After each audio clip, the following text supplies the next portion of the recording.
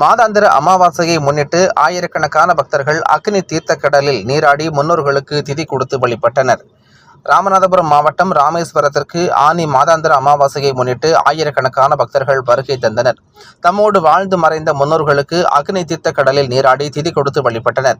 இதனைத் தொடர்ந்து ராமநாத சுவாமி கோவிலுக்குள் உள்ள 22 தீர்த்த கிணறுகளில் நீண்ட வரிசையில் நின்று நீராடினர். இதன் பின்னர் ராமநாத சுவாமி பர்வதபர்தினி அம்பாளை தரிசனம் செய்தனர். அதிக அளவில் பக்தர்கள் வருகையை முன்னிட்டு காவல்துறை துணை கண்காணிப்பாளர் உமாதேவி தலைமையில் 200க்கும் மேற்பட்ட போலீசார் பாதுகாப்பு பணியில் ஈடுபடுத்தப்பட்டனர். மேலும் ராமநாத சுவாமி கோவிலில் பக்தர்கள் கூட்ட நெரிசலின்றி தரிசனம் செய்திடும் வகையில் தடுப்புகள் அமைக்கப்பட்டு பாதுகாப்புடன் வரிசையாக சென்று தரிசனம் செய்தனர்.